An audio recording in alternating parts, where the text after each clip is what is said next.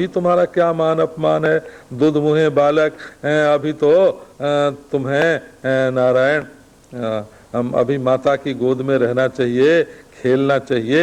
अभी से तुम तपस्या क्या करोगे, भगवान की आराधना तो बड़ी कठिन है। ध्रुव ने कहा कि महाराज घर से निकलते ही जब आप मिल गए तो कठिन क्या है।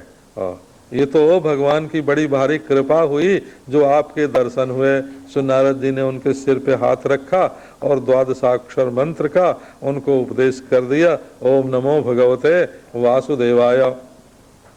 और मंत्र का उपदेश करके विधि बता दी कि रोज चले जाओ मधुबन में और वहाँ जमुना स्नान करके और ऐसे खाना ऐसे पीना, धीरे धीरे महाराज फल छोड़ करके पत्ता खाना और फिर नारायण पानी पीना और उसके बाद हवा पी के रहना, ऐसे उन्होंने बता दिया। ध्रुव तो महाराज अब नारद जी को प्रणाम करके और बड़ी प्रसन्नता से मधुबन में चले गए और मधुबन में जाके जमुना स्नान करके नारद जी की बताई विधि से वे भगवान की आराधना करने लगे।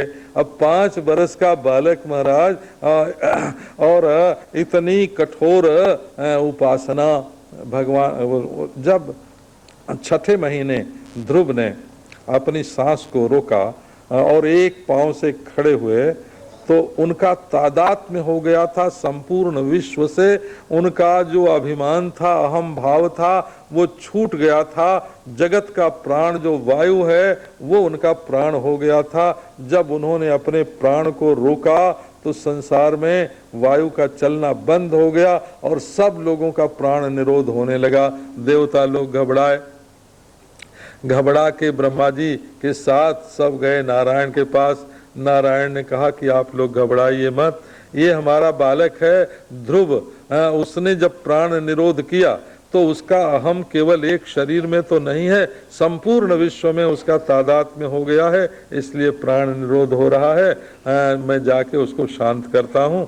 सो महाराज गरुड़ पर चढ़ करके भगवान चतुर्भुज हो, चतुर्भुज नारायण सिर पे स्वर्ण मुकुट हीरों से जड़ा हुआ, कानों में कुंडल और तिलक लगाए हुए और आंखों में बड़ा भारी प्रेम और होठों पर मुस्कान और भृत्य पर कृपा करने के लिए तैयार, गले में बनमाला कौस्तुभ मणि पीतांबरधारी शंख चक्र गदा पद्मधारी भगवान आकर के ध्रुव के सामने प्रकट हो गए। अब ध्रुव तो आंख बंद करके ध्यान में मगन थे, तब भगवान ने ध्यान में से अपना रूप खींच लिया।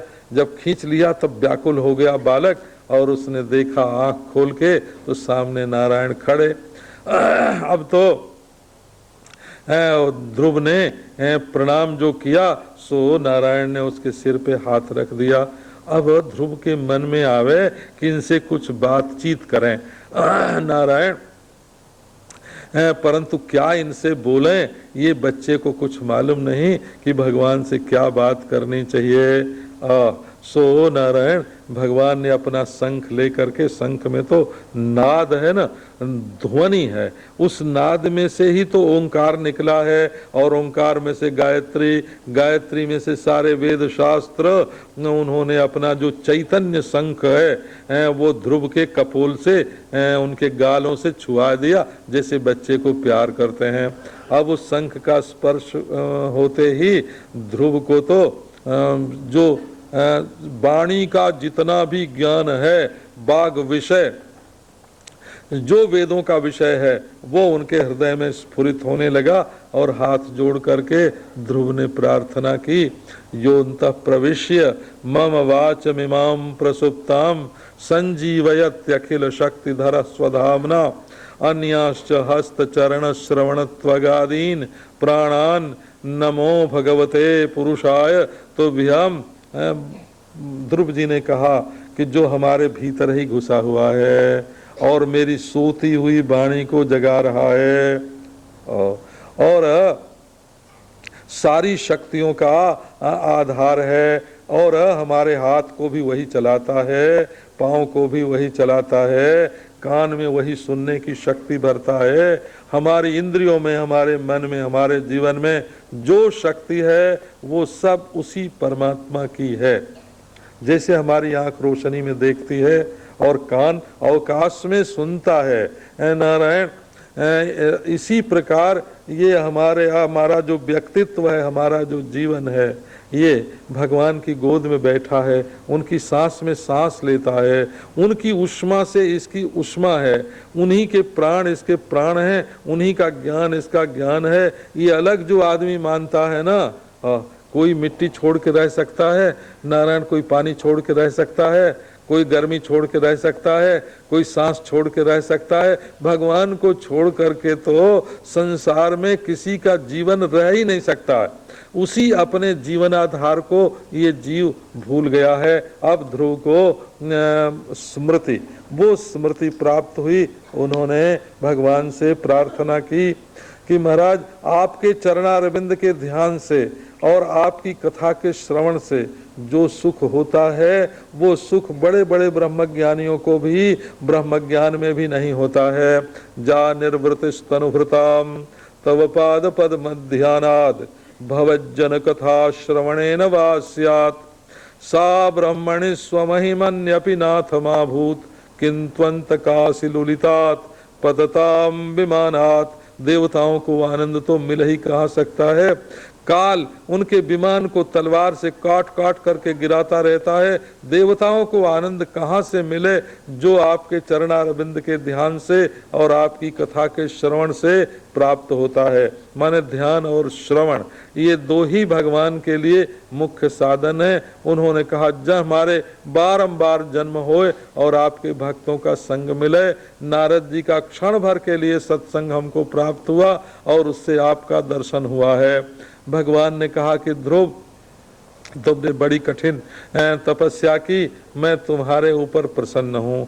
मैं जानता हूँ कि तुम्हारे मन में राज्य की, साम्राज्य की वासना है। सो जाओ, मैं तुमको वो वरदान देता हूँ। अब नारायण, तुम 36,000 वर्ष तक नारायण इस पृथ्वी के सम्राट रहोगे और अंत में तुम्हें सबसे ऊंचा पद, जो तुम्हारे पिता को भी प्राप्त नहीं, तुम्हारे पितामह को भी प्राप्त नहीं, वो ध्रुव पद तुमको प्राप्त होगा।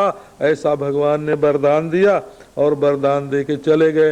अब तो ध्रुव जी के मन में बड़ा पश्चाताप हुआ कि हाय हाय, साक्षात भगवान हमारे सामने आए और मैंने उनसे भगवान को ही नहीं मांग लिया, उनकी भक्ति नहीं मांगी, मैंने राज्य मांगा। सो उनकी आंखों से आंसू की धारा गिरने लगी।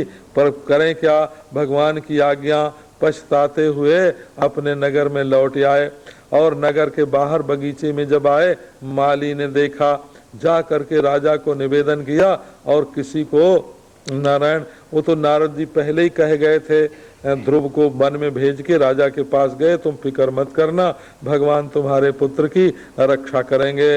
अब जब समाचार मिला कि ध्रुव आ रहे हैं, तो पहले तो राजा को विश्वास न हो, फिर जब खुशी होने आदमी को, तो जो खुशी होने पर कुछ दे नहीं सकता है नारायण, उसको खुश करना भी बेकार है। प्रसादो निष्फलो जस्य क्रोधश्चापि निरर्थकः। जो खुश होने पर कुछ देता नहीं है नारायण, कुछ लुटाता नहीं है, उसकी खुशी निरर्थक है। अब तो राजा ने बहुमूल्य हार उस माली को दे दिया और स्वयं हाथी घोड़े के साथ और रनिवास के साथ ब्राह्मणों को लेकर वेद पाठ करते हुए गए और वहाँ ध्रुव का स्वागत करके हाथी पर बैठा के और फूलों की वर्षा हो रही, भगवान का दर्शन करके ध्रुव आए हैं। ओहो, आज तो ध्रुव के दर्शन में ही भगवान का दर्शन है। ले आए राज्य में, उनका बड़ा स्वागत सत्कार हुआ। थोड़े दिनों के बाद देखा कि प्रजा जो है वो ध्रुव को ही राजा के रूप में देखना चाहती है। अपने बेटे की उन्नति से पिता को बहुत सुख होता है। हो पुत्र अन्यत्र जयम अन्विच्छेद पुत्रादिच्छेद पराजयम। दूसरे को हराना चाहिए, हराने की इच्छा होती है, लेकिन अपने बेटे से तो हार जाने में ही मंगल होता है। क्यों? कहिए हमसे भी आगे बढ़ गया, उसकी उन्नति को देख करके पिता को प्रसन्नता होती है। सो उन्होंने कहा ओहो प्रजा जनता हमारे बेटे ध्रुव को चाहती है, सो उसको बना दिया राजा और ब्राह्मणों को सौंप दिया कि तुम इनको न्याय नीति धर्म आदि की शिक्षा देना, और वे चले गए भगवान का भजन करने के लिए। अब ध्रुव जब राजा हुए तो एक दिन महाराज सुना उन्होंने कि उनका जो उत्तम भाई था सुरुचि का बेटा, वो कहीं शिकार खेलने गया था और किसी यक्ष ने उसको मार दिया। अब ये बात सुन करके महाराज क्षत्रिय का जो स्वभाव उग्र और राजा का काम कि उसका कोई अपकार करे तो उसका बदला ले, ध्रुव ने यक्षों की पूरी अलका कुबेर जहाँ के राजा हैं तो वहाँ उन्होंने चढ़ाई कर दी, और चढ़ाई कर दी तो बड़ा भयंकर युद्ध हुआ महाराज। और युद्ध में कई बार तो ध्रुव यक्षों से और उनके शस्त्रास्त्रों से घिर गए, परंतु नारायणास्त्र उनके साथ नारायण की रक्षा, ऋषि महर्षियों का आशीर्वाद, ध्रुव की रक्षा हो गई। एक बार महाराज तो सब यक्ष भाग गए और शांत हो गए। लोगों ने कहा अब चलो नगरी में चलें, पर ध्रुव ने कहा कि नहीं, शत्रु के ऊपर इतनी जल्दी विश्वास नहीं कर लेना चाहिए कि अब वो हार गया है, पता नहीं उसके मन में क्या है, क्या करना चाहता है। सो महाराज प्रतीक्षा ही कर रहे थे कि उधर से यक्षों ने बड़ी भारी माया फैलाई। अब नारायण 13,000 यक्षों को ध्रुव ने अपने बाण से घायल किया, और फिर नारायणास्त्र का जब प्रयोग करने लगे तो उस समय जो स्वयंभुव मनु हैं ध्रुव जी के दादा वो आ गए और बोले अलम वत्साति रोषेण, बेटा क्रोध नहीं करना चाहिए। क्रोध हल्का फुल्का क्रोध कभी आ जाए तो आ जाए, लेकिन अत्यंत रोष, बहुत ज्यादा गुस्सा तो कभी करना ही नहीं चाहिए, क्योंकि सबसे बड़ा पाप ये क्रोध है। क्रोध आग है हो कम रुणद्धि इति क्रोधः। क्रोध को क्रोध क्यों कहते हैं कि हमारे हृदय में जो सुख का झरना बहता है कि उसको ये नष्ट बंद कर देता है। इसलिए क्रोध एक आग है, वो जिस लकड़ी में लगे उसी को जलाता है। जिस दिल में क्रोध आता है उस दिल को ही वो क्रोध पहले जलाता है, दूसरे के पास तो उसकी चिंगारी बाद में पहुंचती है। सो नारायण बोले कि देखो तुम्हारे ऊपर तो भगवान प्रसन्न हुए, उन्होंने दर्शन दिया, तुम भगवान के भक्त हो, क्या भगवान इसी से प्रसन्न होंगे कि एक तुम्हारा भाई मारा गया और उसके बदले में तुमने हजारों यक्षों को मारा। अब नारायणास्त्र का प्रयोग करके सारी यक्षपुरी को भस्म कर दो। अरे कुबेर भी तो भगवान के बड़े भक्त हैं, उनके साथ ही बैर विरोध करना उचित नहीं है। दया सर्वभूतेषु संतुष्ट्या जेन केन वा। भगवान कैसे प्रसन्न होते हैं कि सब प्राणियों पर दया करो और जो उन्होंने तुम्हें दिया है उसमें संतोष करो और अपनी इंद्रियों को शांत रखो। भगवान के प्रसन्न रखने की यही प्रणाली है कि सबके अंदर भगवान को देखकर अपने हृदय को शांत रखा जाए। अब स्वयंभुव तो महाराज 12 जो भगवान के खास भक्त हैं उनमें से एक हैं, और वही जब उपदेश करने के लिए आ गए तो जो काम भगवान के दर्शन से नहीं हुआ था वो काम ये परम भागवत, जो 12 भागवतों में से एक हैं, परम भागवत स्वयंभुव मनु के दर्शन से वो काम हो गया। ध्रुव के मन में से क्रोध की निवृत्ति हो गई। अब जब कुबेर जी को मालूम पड़ा कि अब तो ध्रुव के मन में गुस्सा नहीं है, शांत हो गया है, तो कुबेर जी स्वयं चल के आए, करे भाई ये तो भगवान का भक्त है, और आ करके हृदय से लगाया और उन्हें वरदान दिया कि तुम्हें भगवान की स्मृति बनी रहे। कुबेर के मन में कोई द्वेष नहीं आया, वो भगवान के बड़े भक्त हैं महाराज। अब ध्रुव जी लौट करके आए राजधानी में, तो अब राजधानी में उनका मन नहीं लगे, इसलिए उन्होंने राज्य छोड़ दिया और तपस्या करने के लिए वन में चले गए और वहां जा करके गंगा जी के किनारे और आनंद से तपस्या करने लगे। जब उनकी मृत्यु का समय आया तब मृत्यु आई उनके पास, तो उन्होंने कहा अभी थोड़ी देर ठहरो। उधर भगवान के पार्षद विमान लेकर के आए और मृत्यु के सिर पर पांव रख पहले सब ऋषि मुनियों से मिल के आए, सबसे विदाई ले ली, गंगा स्नान कर लिया, भगवान का नाम ले लिया और जब विमान पर चढ़ने लगे तब मौत के सिर पर पांव रखे, क्योंकि जो भगवान का भक्त है उसके अधीन तो काल भी हो जाता है।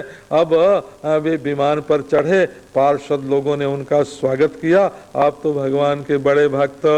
उसी समय ध्रुव जी को अपनी माँ की याद आई कि मैं तो विमान पर चढ़ के जा रहा हूँ बैकुंठ में, मेरी माँ की क्या गति हुई, वो कहाँ है। तो पार्षदों ने बताया कि वो देखो तुम्हारी माता तुमसे भी आगे विमान पर चढ़ के बैकुंठ में जा रही है, क्योंकि जिसका बेटा भक्त होता है उसकी तो कई पीढ़ी जो हैं वो तर जाती हैं और उसकी भक्ति का फल अगली पीढ़ियों को भी मिलता है और पिछली पीढ़ियों को भी मिलता है। अब तो नारायण ध्रुव जी जो हैं विमान पर चढ़ करके ध्रुव लोक में गए। ध्रुव लोक कहाँ है? का हम लोग देखते हैं सप्तर्षि आसमान में, और उस सप्तर्षि में जो वशिष्ठ और अरुंधति हैं वो ध्रुव के बिल्कुल पास पड़ते हैं। तो जब ध्रुव को देखना होता है तो पहले सप्तर्षियों को गिन के कि ये खाट की तरह 4 हैं और उधर देखो ये 3 हैं और तीसरे के साथ वशिष्ठ के साथ ये अरुंधति जी हैं, पहचान लेते हैं ये ध्रुव जी हैं। ध्रुव जी का दर्शन बड़ा मांगलिक है, जो पहचानते हो उनको खुले आकाश में ध्रुव जी का दर्शन करना चाहिए, वो साक्षात भगवान के स्वरूप हैं। कर्मकांड के ग्रंथों में आता है नारायण की विवाह जब हो रहा हो रात को, तो पुरोहित जो है वो कहे कि तुम ध्रुव जी को देखो, कि जैसे ध्रुव जी का जीवन ध्रुव है, निश्चित है, टिकाऊ है, बहुत दिनों तक रहने वाला है, इसी प्रकार ये विवाह भी ध्रुव हो, टिकाऊ हो। तो उस समय कर्मकांड के उत्तम उत्तम ग्रंथों में जो नारायण गृह्य सूत्र आदि हैं उनमें ये बात कही हुई है कि ध्रुव का दर्शन न हो तब भी यही कहना चाहिए कि मैंने ध्रुव को देख लिया, क्योंकि ये कहना ही उस समय मांगलिक होता है। एक दिन महाराज नारद जी पहुंच गए ध्रुवलोक में, देखा तो ध्रुव जी अपने आसन पर बैठ के रो रहे हैं, उनकी आंखों से अजस्र अश्रुधारा बह रही है। नारद जी ने पूछा, बेटा तुम दुखी क्यों हो? ध्रुव जी ने कहा कि क्या करें महाराज, गुरुदेव हमने भगवान को प्राप्त करके भी ये ऊंचा स्थान ही प्राप्त किया, राज्य ही प्राप्त किया, भगवान को प्राप्त करके तो भगवान को पाना चाहिए, मोक्ष पाना चाहिए, भगवान का प्रेम पाना चाहिए, लेकिन हाय हाय मैंने तो इतनी बड़ी उत्तम गति प्राप्त करके भी कुछ नहीं प्राप्त किया। नारद जी उनका हृदय देख करके गदगद हो गए, प्रेम से व्याकुल हो गए। अब ध्रुव जी तो चले गए, उनकी जो संतान थी उनमें नारायण काल संबंधी सारे ध्रुव जो है वो काल में स्थिर है। ध्रुव उसी को कहते हैं जो नित्य होता है, हमेशा रहे, उसका नाम ध्रुव। अब उनकी जो पत्नी है वो भ्रमी है, जो हमेशा भ्रमण करे, काल संबंधी पत्नी है, और पुत्र आदि भी काल संबंधी हैं। तो उनके पुत्र तो एक पुत्र थे उत्कल, वो जन्मनोपशांतात्मा, वो तो जन्म से ही शांत अवधूत के रूप में रहते थे और वो संपूर्ण विश्व को और अपने आप को और ईश्वर को सबको एक ही तत्व के रूप में, ब्रह्म के रूप में अनुभव करते थे। उनके मन में तो राज्य ग्रहण की कोई इच्छा ही नहीं थी, वो तो राज्य छोड़ करके उड़ीसा की तरफ चले गए। उत्कल, उनका नाम उत्कल था, उन्हीं के नाम पर उत्कल देश का नाम पड़ा, वहां रह के तपस्या करने लगे, और उनके जो दूसरे पुत्र थे उनको राजा बनाया गया। वो मंत्रियों के साथ सब राज्य व्यवस्था करते थे।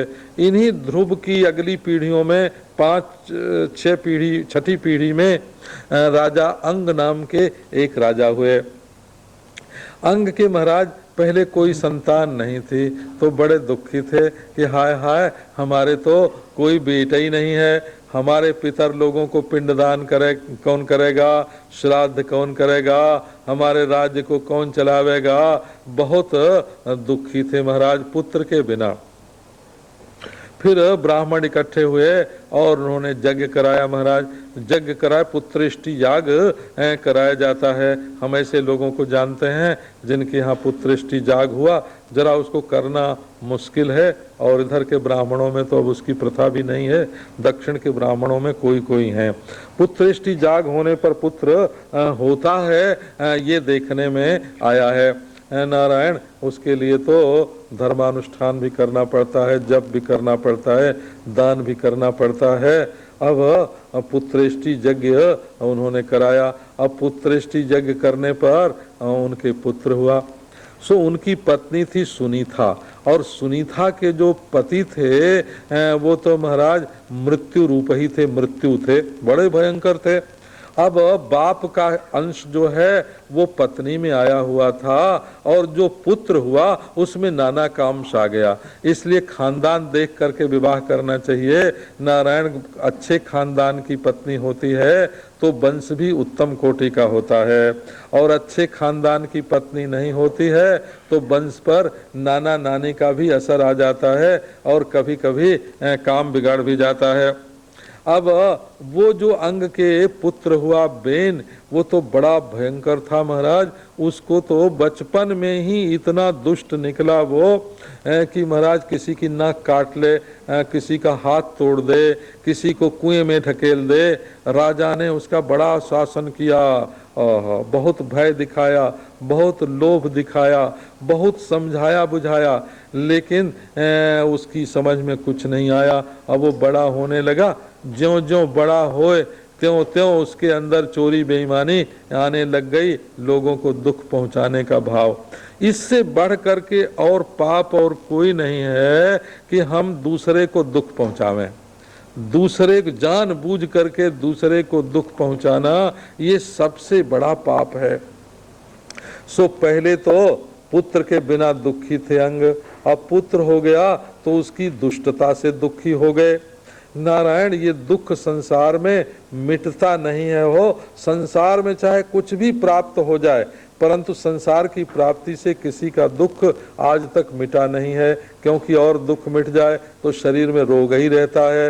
नारायण, मृत्यु का भय ही बना रहता है, लोगों से विश्वासघात करने का डर रहता है। संसार में रह करके सर्वथा दुख मिट जाए ऐसा तो शक्य नहीं।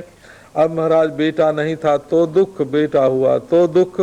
एक दिन रात को राजा अंग को नींद नहीं आ रही थी। उसी समय भगवान की जो कृपा है ऐसी चमक गई उनके हृदय में, ऐसा कृपा का प्रकाश हुआ कि उन्होंने देखा कि यदि सज्जन पुत्र होता तब तो मैं संसार में और फंस जाता, उससे आसक्ति हो जाती और मैं संसार से निकल नहीं पाता। भगवान ने ये दुष्ट पुत्र दे करके हमको बहुत बढ़िया अवसर दिया है कि हमारे चित्त में वैराग्य का उदय होए, और तुरंत सब राग द्वेष, जो पुत्र के बारे में बुराई की भावना थी वो भी छूट गई, और जो स्त्री धन आदि में राग था वो भी छूट गया। अरे ये तो भगवान की कृपा है, जहाँ देखो वहीं भगवान की कृपा है। वो तो देखने भर की दृष्टिकोण की ही कमी रहती है। सो नारायण, वो दृष्टि राजा अंग को प्राप्त हुई और चुपचाप घर से निकले और वन में जाकर भगवान का भजन करने लगे। अब जो मंत्री थे, पुरोहित थे, उन्होंने कहा राजा के बिना राज्य कैसे चलेगा। सारी प्रजा इकट्ठी हुई और उसने उसी बेन को राजा बना दिया। अब जब बेन राजा हुआ महाराज तो भगवान का तो उसको आश्रय ही नहीं। ईश्वर कतमोपि न बेनस्यात्, वो तो ईश्वर की सत्ता ही नहीं मानता था। ये जो हिरण्याक्ष और हिरण्यकशिपु आदि थे, ये तो ब्रह्मा जी की तपस्या करते थे, शंकर की तपस्या करते थे, रावण आदि ईश्वर को मानते थे ये सब के सब, और उन्हें ईश्वर से द्वेष करने के कारण सदगति मिली। लेकिन बेन तो ऐसा था जो ईश्वर को मानता ही नहीं था। अब महाराज उसने चारों ओर डौंडी पिटवा दी, घोषणा कर दी कि हमारे राज्य में कोई दान न करे, कोई यज्ञ न करे, कोई होम न करे, कोई ईश्वर का नाम न ले, और ये घोषणा महाराज करवा दी। अब तो सारी प्रजा दंड के भय से व्याकुल हो गई। वैसे चोर भी दब गए, डाकू भी दब गए, क्योंकि उसका दंड बड़ा उग्र था। लेकिन जो धर्मानुष्ठान था वो सारा का सारा बंद हो गया। अब जब धर्म बंद हो गया तो धर्म के बिना तो धरती रह नहीं सकती, धर्म के बिना धरती रह नहीं सकती। सब ऋषि महर्षि जो हैं वो एकत्र हुए और एकत्र हो करके उन्होंने निश्चय किया कि बेन को चल करके समझाना चाहिए। अब महाराज समझाने के लिए जब आए और उन्होंने बेन से कहा कि देखो राजा, जैसे मनुष्यों में तुम राजा हो, ऐसे ये सारी सृष्टि में जितने जीव हैं उनका एक राजा होता है। अस्ति यज्ञपतिर नाम नारायण, और तुम्हारे पिता पितामह सब उसको मानते आए हैं, और ध्रुव जी ने भी माना है उसको, ध्रुव जी को तो दर्शन हुआ है। सो तुम ऐसे अपने पिता पितामह के माने हुए और पूजे हुए भगवान को छोड़ करके ये तुम क्या कर रहे हो? जेनास्य पितरो जाता जेन जाता पितामहा तेन जायात सताम मार्गम तेन गच्छन नरिष्यति। मनु जी कहते हैं कि जिस रास्ते से हमारे पिता और पितामह गए हों उस रास्ते से चलना चाहिए, इससे जीव की उन्नति होती है। तो और ईश्वर देखो, धरती में कहीं देखते हैं माटी बहुत मैली है, गंदी है, तो कहीं देखते हैं माटी बहुत चमकदार है।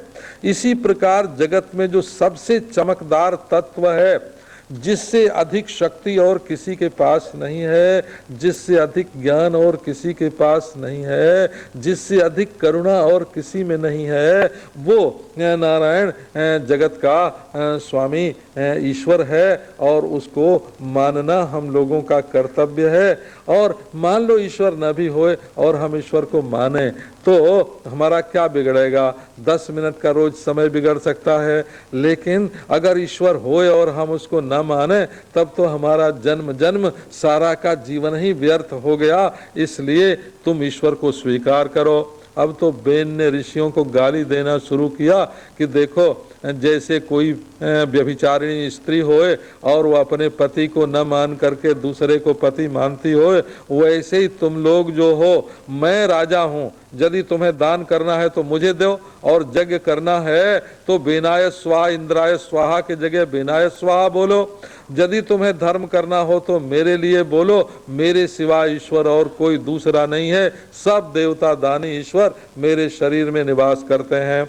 अब ऋषियों ने विचार किया कि भाई ये तो मानता नहीं है और सारी प्रजा को हानि पहुंचाता है, तो भले हम लोग वेद पाठ करते हैं, यज्ञ जाग करते हैं, लेकिन यदि नारायण ईश्वर नहीं रहेगा, यज्ञ नहीं रहेगा, दान व्रत धर्म नहीं रहेगा तो लोगों का सत्यानाश हो जाएगा। इसलिए एक बार फिर समझाया, और जब नहीं माना उसने तो हुंकारेण तम भस्म, महात्माओं ने ऐसी हुंकार भरी महाराज, क्योंकि उनकी आवाज से ही बेन का की जो हृदय गति है वह अवरुद्ध हो गई, हार्ट फेल हो गया, वहीं मर गया महाराज।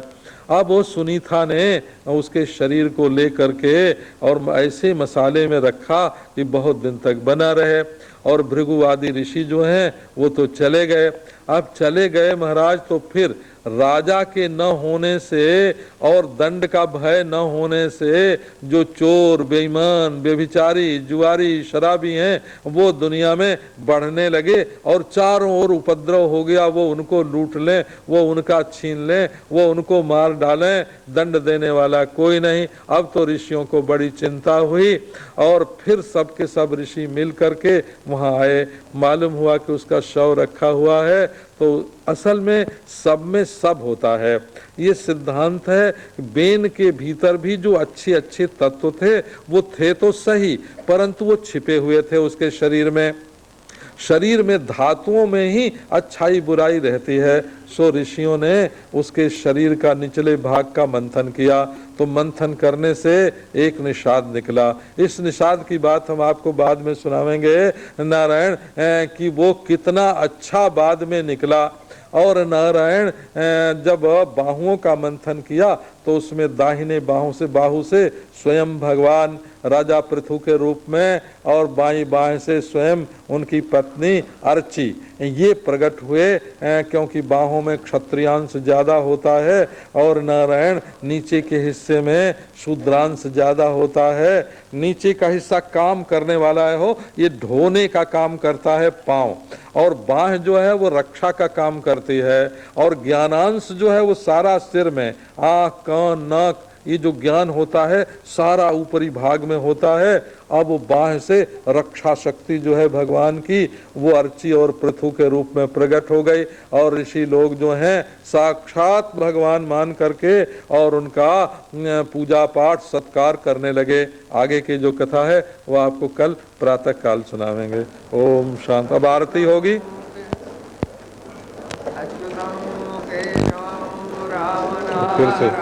फिर से लगो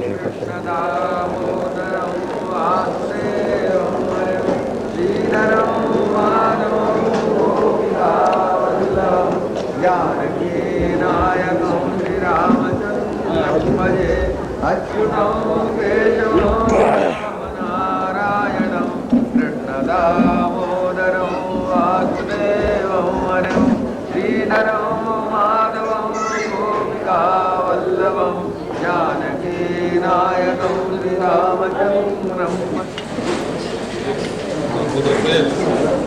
ओम जय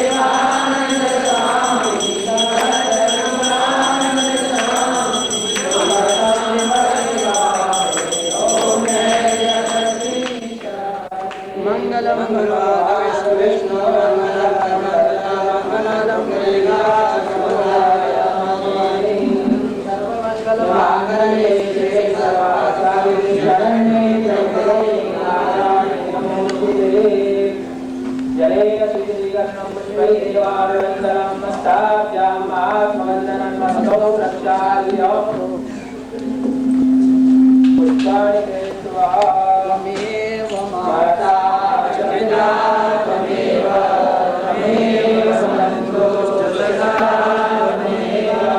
त्वमेव विद्या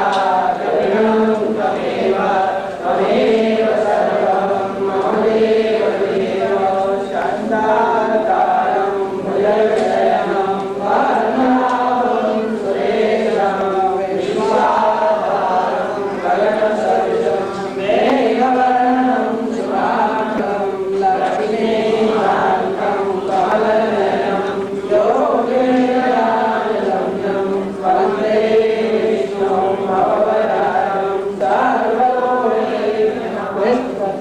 भगवान् गोवर्धननाथ की जय, स्वामी महाराज की जय, सर्वदेव